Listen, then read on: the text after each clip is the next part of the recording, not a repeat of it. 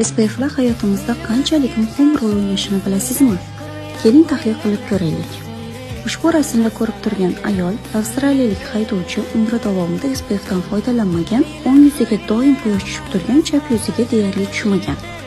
Bu esa quyosh tushgan yuzi. Ko'ryapsizmi quyoshning ultrabinafsha nurlari terimizga qanchalik zarar yetkazishini? SPF'lar bizni terimizni quyoshdan qanchalik himoya qilishi haqidagi tajribani ko'rsatib o'taman. Ikki xil kamerada olingan video. Birinchisi oddiy kamera, ikkinchisi esa ultrafioletli kamera. Kerakli miqdorda SPF dan suryapti va ular yuzimizni quyoshdan mana shunday himoya qiladi. Buni salfetka orqali ham ketkizib bo'lmaydi. Faqatgina gidrofilni emaslarning kuchi yetadi. Demak, SPF'lar terimizni sog'lom bo'lishini ta'minlovchi yagona himoya vositasi ekan.